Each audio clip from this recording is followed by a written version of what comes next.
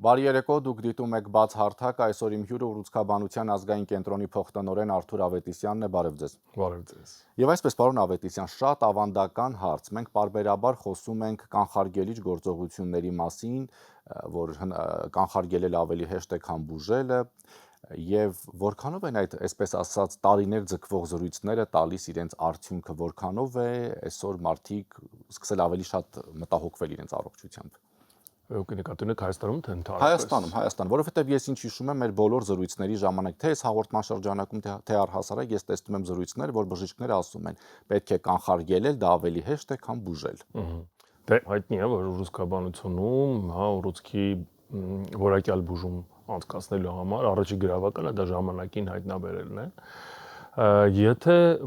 մեծ համեմատական անցկացնենք, տասնամյակներ առաջ ինչպես էր եւ հիմա ինչպես էր, միգուցե հիմա ունենք դրական շարժ, օրինակ ասեմ, մեր երբ որ ես դեռ երեխա էի, այդքան մարզասրահ չկար, հա, շատ քիչ էին մարզասրահները, որտեղ կանոնավոր կարող էին մարդիկ գնային, սիրողական զբաղվեին սպորտով, ավելի քան պրոֆեսիոնալ սպորտներ։ Հիմա նրանք ավելի շատ են եւ մարդիկ փորձում են հետեւել առողջ ապրելակերպ վարել, սակայն իրականությունից ինչ որ կցանկանային բժիշկները շատ հեռու ենք, ինչու, որովհետեւ դեռ մարդիկ շատ են ծխում, շատ են խմում, տենց իրենք իրենց հետևելուց։ Բայց միշտ բժիշկները ասում են խմելը, ծխելը վնասակար է, բայց շատ հաճախ բժիշկները իրենք ավելի շատ են խմում ու ծխում, քան լավ չեն անում։ Իհարկե սխալ են անում իհարկե, եւ ընդհանրապես ես կարծում եմ որպես եկամուտի աղբյուր ցանկացած երկրի բյուջեն պետքա վերանայի ծխախոտի եւ ալկոհոլի վաճառքի գոյացած եկամուտը, դա իմ կարծիքով, դա պետքա վերանայվի եւ աստիճանաբար վերանա ամբողջովին։ Ինչևէ, կան եւ անընդհատ շատանում են ծրագրերը եւ Հայաստանում նույնպես, որոնք որ թույլ են տալիս վաղ ախտորոշել քաղցկեղը, սակայն եւ դեռ շատ տեղ կա զարգանալու այս հարցում, մեծ բոլորիս, հա, մեր Հայաստանում, բայց ցավոք սրտի հարությունը դեռ նույն պատասխանով, նույն արագությամբ չի հետևում պետության եւ բժիշկների եռանմանին, այսպես ասած։ Այսինքն ամեն դեպքում մենք չունենք այնպիսի պատկեր, որ էլի մարդիկ փորձեն, այսպես ասած, պարբերաբար այցելել, հետազոտվել, թե էլի մինչեւ այդ ցավը չի լինում, մինչեւ անհանգստություն չի լինում։ Ցավոք սրտի դա կա։ Իհարկե մշակույթը փոխվել է, չեմ կարող ստել, կան մարդիկ եւ նրանք շատանում են, ակնհայտ արդեն երևում են, ովքեր որ այդ մշակույթով արդեն օծված են եւ ժամանակ առ ժամանակ անցկացնում են բոլոր իրենց հետազոտությունները, դրան նաեւ նպաստում է, գիտեք, ինֆորմացիայի հասանելիությունը, անընդհատ բոլոր մարդիկ ինֆորմացիայի հոսքի տակ են ամբողջովին, ամբողջ օրը եւ այդ հոսքի տակ որոշակի ազդեցություն է ունենում մարդու հարվածքին եւ կան մարդիկ, որոնք շատ պարտաճանաչ են, բայց շատ հեռու են ցանկալի իրականությունից։ Պարոն Ավետիսյան, շատ հաճախ տարբեր, այսպես ասած, քանի որ հիմա ինչպես դուք ասացիք, ինֆորմացիան շատ հասանելի է շատերին, տարբեր հանգամանքներ են նշվում քաղցկեղի առաջացման եւ հիվանդության տարածման առումով սթրես, էկոլոգիա, իրական որոնք են այդ պատճառները, կա ուսումնասիրություն։ Ուսումնասիրությունները շատ կան, բայց շատ են նաև բաց տեղերը, բայց պետք է գիտեք ասեմ, որ երբեմն օրինակ մարդիկ շատ հենց ստրես են կապում, օրինակ առօրյայում երբ որ խոսում ես մարդկանց հետ, բայց անմիջական կապ ստրեսի չկա, կա ինչ որ կողմնակի, որ ստրեսից կարող է իմունիտետը անկում լինի եւ դրանից արդեն տեսականորեն հնարավոր լինի։ Իսկ ինչ վերաբերում է պատճառներին, գիտեք, ամեն օրգան համակարգ, համարյա թե ամեն օրգան ունի իր առանձնահատուկ ռիսկի գործոնները եւ չգիտեմ, օրինակ կարող է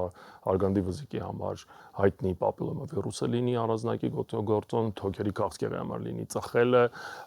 մեկ այլ, չգիտեմ, կերակրափողի ուռուցքի համար լինի սննդակարգը եւ այլն, եւ այդպեսին շատ են։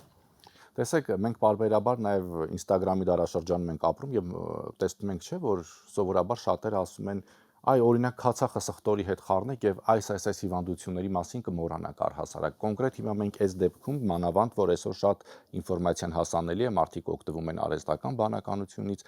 ինչպես է արհեստական բանականությունն ազդում ուռուցքաբանության ոլորտի վրա, դրա բուժման մեխանիզմների վրա եւ առհասարակ կարող է գալ մի ժամանակ, որ այսպես ասած բժիշկներին փոխարինեն ռոբոտները։ Լավ, շատ լավ հարց եք տալիս։ Տեսեք, նախ սկսեմ նրանից, որ այդ սխտորն ու քացախը շատ հեշտ է գտնել, երբ որ դու ինֆորմացիան փնտրում ես Google-ում։ այսպես ասեմ, հա, որը որ շատ ընդունված էր, հա, հասարակությունում։ Հիմա ես ինքս եմ փորձել նույն արհեստական բանականության գործիքներով, եթե դու գնում ես, դրան հասնելու համար բավականին ջանք պետք է գործադրես, որ ընկնես այդպեսի ոչ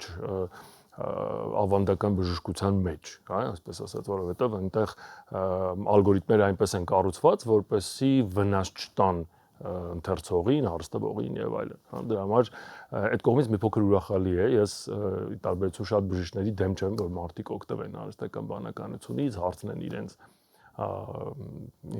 անալիզների մասին, որոշակի, բայց բնականաբար պետք չէ դրանով ավարտել, հա, միևնույնն է վերջում պետք է բժշկի օգնությունը եւ որովհետեւ նույն արհեստական բանականության գործիքը իմ ձեռքում լրիվ այլ ինֆորմացիա է ինձ տալու, իսկ ոչ բժշկի ձեռքում այլ ինֆորմացիա է նրան տրամադրելու։ Իսկ այն հարց տալու ձևից շատ է տարբերվում։ Կարող եմ հասարակ օրինակ բերեմ, օրինակ ինձ հետ եղել է պացիենտը կրծքագեղձի վիրահատությունից հետո վերքի կողքից մի փոքր օրինակ ինչ-որ բացվել է, շատ չնչին, աննշան օրինակ, եւ նա արհեստական բանականությունով այնքան էր խորացել, որ հասել էր արյան վարակին եւ աղմուկով ամբողջ հիվանդանոցը ոտքի էր կանգնեցել, այնիշ դրա կարիքը չկար, հա։ Եվ կարող լինի հակառակը, երբ մարդ բանականությունից օգտվելով ինֆորմացիայից արդեն լցված շատ ինֆորմացիայով շատ ճիշտ եւ գրագետ հարցեր է տալիս բժշկին եւ նաեւ բժշկի պատասխանը այլ ձև է ընկալու։ Ինչ վերաբերում է բժշկին փոխարինելը, այս պահին մենք դեռ հեռու ենք դրանից, դա բավականին դժվար է լինելու ամբողջովին փոխարինել, ես չեմ պատկերացնում, որ մենք կտեսնենք դա, ինչու որովհետեւ արհեստական բանականությունը դա գիտակցություն չէ, դա ինչ-որ կախարդություն չէ, դա ընդհանրապես շատ լավ մաթեմատիկական մոդել է, որը կարողանում է ուսումնասիրել եւ անալիզի ենթարկել ահավոր մեծ քանակի ինֆորմացիա եւ ցույց տալ բժշկին։ Նա բժշկի օգնականն է, այսպես ասեմ։ Դա մոտակա 5-10 տարիներում դա լինելու է լրիվ սովորական բան, ինչպես օրինակ, չգիտեմ, սոնոգրաֆիայի ապարատը։ Բժշկի լավագույն օգնականն է լինելու, այդտեղ ես վստահ եմ։ Գալիս է փոխարինել ոչ թե բժշկին, այլ գալիս է փոխարինել այն բժիշկներին, ովքեր չեն օգտվում արհեստական բանականությունից։ Տեսեք, որովհետև մենք շատ հաճախ տեսնում ենք, որ սպասարկման ոլորտում, օրինակ ռեստորաններում արդեն ռոբոտներ կան մատուցողների փոխարեն։ Մենք տեսնում ենք, որ արհեստական բանականությամբ ստեղծվում են երգեր, երաժշտություն։ Այ դա է հետաքրքիր, այլ արհեստական բանականության դերը ուռուցքաբանության ոլորտում ինչպիսին է։ Տեսեք, ունենք արդեն հաջողություններ, օրինակ սկրինինգի ոլորտում, նույն կրծքագեղձի քաղցկեղի սկրինինգը, այսինքն երբ որ համատարած հազարավոր կանանց այդ նկարը արվում է եւ արհեստական բանականությունը, այսպես ասած, առաջին սաներով անցնում է այդ նկարների վրայով եւ նայում է օրինակ շատ մեծ պրոֆեսիոնալ, շատ մեծ փորձ ունեցող էքսպերտը կան ուսումնասիրություններ, որ օրինակ էքսպերտը կսխալվի 6000 նկարի նայելուց մեկում, իսկ արհեստական բանականությունը առնվազն կրկնակի ավելի լավ է աշխատում, 12000 նկարից մեկում կարողանար սխալ անի։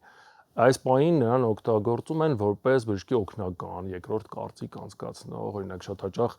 մեկ նկարը ցանկալի է երկու մասնագետ նայի, եւ այդ մոդուսը կար։ Հիմա երկրորդ մասնագետը, ովքեր դա հնարավորություն ունեն այդ երկրները, երկրորդ մասնագետը հանդիսանում է հենց արհեստական բանականությունը։ Նա այսօր ներխուժել է, այսպես ասած, հյուսվածաբանության մեջ, երբ որ միկրոսկոպի տակ առողջ հյուսվածքները, հիվանդ հյուսվածքները հատուկ մշակումից հետո որոշակի քարտեզ են ինչ-որ ձևավորումը պատկեր է լինում, որը որ պետք է հասկանան եւ տարբերակեն արդեն նեղ մասնագետները, այդտեղ ահռելի մեծ բազա ունենալով այդպիսի հիշողություն, նա կարողանում է այդ տարբերակելը երբեմն ավելի լավ անել, քան բժիշկը, բայց միևնույն է որոշումը կայացնում է վերջում բժիշկը, որովհետեւ արհեստական բանականությունը դեռ չունի եւ չի էլ ունենալու իմ կարծիքով մարդուն բնորոշ որոշակի գծեր։ Թոքի քաղցկեղի սկրինինգի կոմպյուտերային տոմոգրաֆիան այդտեղ էլ է բավական հաջողությամբ օգտագործվում։ Ամենահետաքրքիրը երևի կարող եմ ասել դեղերի, նոր դեղամիջոցների ստեղծման գործում եմ շատ մեծ դեր խաղում։ Արհեստական բանականություն, այսինքն արհեստական բանականության միջոցով են ստեղծվում դեղեր, թե ինչպես, ավելի ոչ, նայեք, դեղը նա օգնում է, օրինակ եթե ինչ-որ մի դեղամիջոց, որը բավականին արդյունավետ է ուռուցքաբանության ոլորտում, նախկինում պետք էր օրինակ, չգիտեմ, 8-ից 10 տարի մինչև նրան կարողանային հայտնաբերեին եւ համոզվեին, որ նա օգուտ է բերում, հիմա կտրուկ կար այդ ժամանակը կրճատվի արհեստական բանականության շնորհիվ։ Եթե ես սիրում եմ այս օրինակը, օրինակ ասում են խոտի դեզի մեջ ասեղ գտնելը դա միշտ համեմատվում էր ինչ-որ անիրական բանի հետ, հա, իսկ հիմա արհեստական բանականությունը ասում է այս ամբողջ խոտի դեզի մեջ ասեղը գտի այս մի բուռ խոտի մեջ։ Պատկերացրեցիք ինքը ինչպես կարող օգնի բժշկին, հետազոտողին, գիտնականին, ընդհանրապես այս բուռի մեջ եւ ինչ է անում, նա կարողանում է մշակել այդ ինֆորմացիան քիմիական ռեակցիաների, որոնք հայտնի են արդեն տարբեր դեղերի ստեղծելուց կամ օգտագործելուց, հա, օրգանիզմում ինքը գիտի դեղի մոլեկուլի ձևը, նա գիտի ուռուցքի մակերեսի վրա գտնվող այն մենք ռեցեպտոր ենք ասում, որին որ պետք է այդ մոլեկուլը կպնի, արդյոք նրանք համընկնում են իրանք ֆորմանով իրենց ձևով, հա, այսպես ասած բանալին եւ կողպեկը այդ գաղափարին։ Ինչքանով է դա համընկնում։ Նախկինում դա արվում էր ընդհանրապես սովորական կոմպյուտերի օգնությամբ եւ դրա համար շաբաթներ, ամիսներ, տարիներ պետք, իսկ հիմա ինքը պարզապես նորից եմ կրկնում, ասում եմ գտի ասեղը այս հատվածում։ Տեսեք, մենք տարիներ շարունակ լսում ենք տարբեր ուսումնասիրություններ, տարբեր հետազոտություններ, որ այդպես էլ չեն կարողանում գտնել կամ, չգիտեմ, քաղցկեղի առաջացման գլխավոր պատճառը որն է, քաղցկեղի բուժման մեխանիզմները, կարող է արհեստական բանականությունը, որը հենց հարյուրավոր, հազարավոր ՏՏ ոլորտի ներկայացուցիչների արդեն գործազուրկ է թողել, օգնի հասկանալու հենց քաղցկեղին առնչվող հարցերը։ Գիտեք, ինձ համար դա մի քիչ պայմանական է հնչում, դեռ չգիտենք քաղցկեղը ինչպես է առաջացել, որովհետև այնքան առաջագիտությունը գնացել, որ մինչև բջջի մակարդակով այդ գենային մուտացիաների, դա մեկ մուտացիայի շնորհիվ չի ինչ-որ ամբողջական մի հատ մեծ ցիկլ է, որը որ պատկերացրեք այսօր գիտությունը տեսնում եւ պատկերացնում եւ նկարագրում է, հա, եւ արդեն այդ քաղցկեղի առաջացման մեխանիզմները այնքան շատ են հայտնի դառել, որ պարզապես հիմա դրանք օգտագործելով փորձում են գտնել դեղերը, այսինքն այդ մասը եթե բաց թողենք ու անցնենք առաջ, արհեստական բանականությունը շատ մեծ օգնական է լինելու այդ գործում եւ ես հաճախ իմ տարբեր ինտերվյուներում ասում եմ գալու է մի օր, որ կարող է շատ հետո ավելի լավ օր գա, բայց իմ տեսանելի ժամկետում կարա գա մի օր, որ մենք բոլորս կամ քաղցկեղով հիվանդները պարզապես չենք շաքարային դիաբետի պես կառավարեն իրենց հիվանդությունը, ինչ որ դեղ խմեն եւ այդ հիվանդության հետ, եթե անգամ ինքը լիովին չի ստացվում բուժել, ապա նա լինի կառավարելի եւ հնարավորինս երկար կարողանա ապրել այդ դեղերով։ Ավելին ասեմ, հիմա կա թեզ, ու շատ իրատեսական, որ արհեստական բանականության շնորհիվ եւ այդ փորձերը արդեն կան, դա այդ անալիզները արդեն կան, որ մոտավորապես 5-ից 10 տարի հետո արհեստական բանականության օգնությամբ կարողանալու ենք սովորական արյան անալիզով, օրինակ, արյան հետազոտությունով հասկանալ մարդու մոտ որ օրգանի ուռուցք կառաջանա մոտավորապես 5-ից 10 տարի հետո։ Այսինքն հետո, երբ որ դա որևէ գործիքային հետազոտություն կարողանա հայտնաբերել դեռ։ Պատկերացնեք այդպիսի ինֆորմացիան, դժվար է մարսել, որ հասկանաս, որ չգիտեմ, դու կարող ես 8 տարի հետո ունենաս երիկամի քաղցկեղ, բայց դա կարա քո վարքագիծը փոխի, քո ապրելաոճը փոխի, քո պլանները եւ ի վերջո որակյալ բուժում ստանաս։ Դու արդեն գիտես, որ թիրախ ունես, որին պետք է հետևել եւ ժամանակին բուժում ստանալ։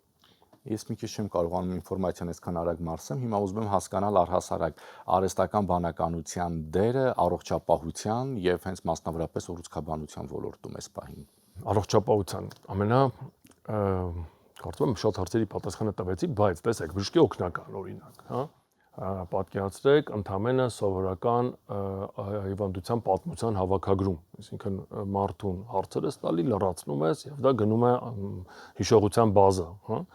Մի մեծ անամնեզ, տարբեր հիվանդություններ, տարբեր ժամանակներում տարբեր սիմպտոմներ նույն մարդու մոտ եւ հետո 2 տարի հետո գալիս է քեզ մոտ պացիենտը եւ դու նայած զրուցում ես, ինքը մոռանում է քեզ մի բան պատմի, դու պայտակ վրիպում ես եւ մեկ հարց պակաս ես տալի, բայց արհեստական բանականությունը հասկանալով թե այս պահին ինչ հիվանդության համար է եկել, այդ ինֆորմացիայից, բազայից կոնկրետ պացիենտի համար կարող է վերցանել որ նախկինում ես իմ երբ մի հատ ինչ-որ հիվանդություն է տարել, չգիտեմ ինչի համար, այդ դրա կողմնակի էֆեկտը կարող է այսօր որոշակի խառնվել է այսօրվա պատկերին։ Ու կարծա բացատրեմ։ նա հուշի բժիշկին, նա կլինի լավագույն օգնականը։ Ավելի պատկերավոր ասեմ, ձևակերպեմ միտքս գուցե պարոն Ավետիսյան, արհեստական բանականությունը օգնում է ավելի, այսպես ասած, հեշտ կամ ավելի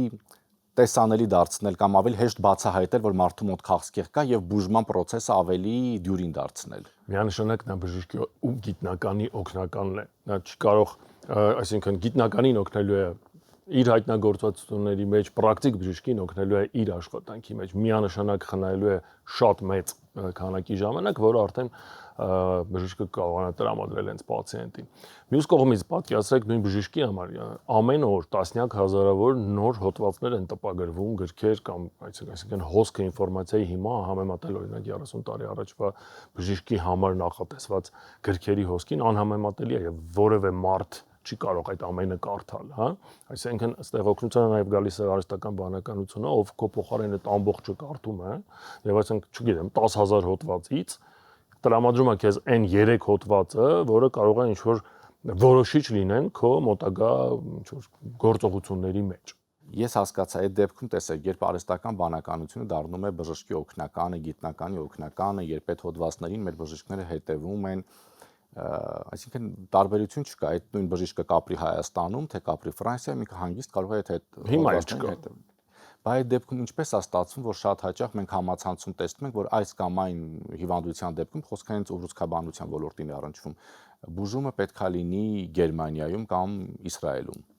Դա գուցե հենց մեր առողջապահության ոլորտի խնդիրն է։ Գիտեք,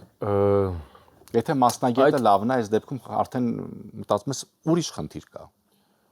Գիտեք, եթե համեմատենք, չգիտեմ, 1-2 տասնամյակ առաջ, այո, այդ մոդուսը, որ անպայման պետք է բուժվի դրսում, շատ ֆիքսված էր, այտենց կարծրատիպի ձևով,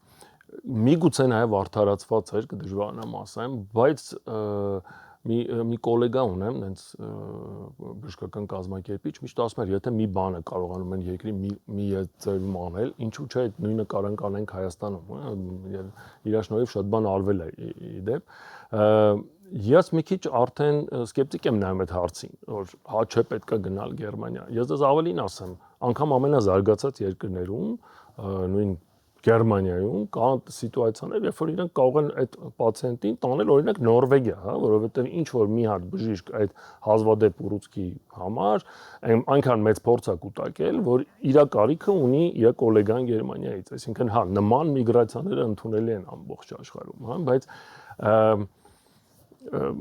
այդ սիտուացիան ամբողջովին փոխվել է, իհարկե մենք դեռ շատ աշխատելու տեղ ունենք, հա, որովհետև ինչու, որովհետև նույն Գերմանիա գնալուց բժիշկը պացիենտը գնում է, չի իմանում ու մոտ, բացապես գնում է համակարգի մոտ, մտնում է հիվանդանոց, որը որ չգիտի իրանով է նայելու, բժիշկը ունի պարզապես գերմանական ազգանուն, հա, իսկ հետ խորհրդային երկրների տարածքում դեռ շատերը փնտրում են կոնկրետ բժիշկի, հա, այս ինչին ծանոթ ունեք, գնամ այն մեկի մոտ զանգում են իրան կընդունես եւ այլն, հա, այսինքն մի քիչ տարբերությունը ըտեղել է արդեն։ Եկեք անկեղծ լինենք, որ կոնկրետ Հայաստանի Հանրապետությունում այդ ծանոթ բարեկամ սկզբունքը դեռ գործում է եւ եթե անկեղծ լինենք, այո, այդ ծանոթ բարեկամ սկզբունքը շատ դեպքերում հենց արդյունավետ է գործում, որովհետեւ երբ իմանում են այս ինչի ծանոթն է կամ այս ինչ մեկն է, ավելի ուրիշ ձև են վերաբերվում բժիշկները։ Չէ, համաձայն չեմ, ես օրինակ ձեր մի գաղտնիք բացեմ, որ երբ որ մի բժիշկ մյուսին զանգում է հարազատի համար, հարազատի խնդրանքով, երբեմն ինքն էլ է հասկանում, որ անիմաստ է զանգում այդ մարդը եւ ինչ կարող, ինչ գիտի անելու է, եւ հատ մարդու խառնվածքն էլ հասկանալով, մենք իրար մեջ այդ զանգը անվանում ենք հայկական զանգ, ասում զանգում եմ, ասում ես ինչան հիվանդ ունես, ես քեզ հայկական զանգ եմ արել։ Այսինքն ինքը մաքսիմում մի 3 անգամ ավել է ժպտալու ու վերջ։ Թե չէ բուժման առումով ինչ որ լավ չեմ պատկերացնում, թե այդ զանգից պետք է շատ բան փոխվի, որտեվ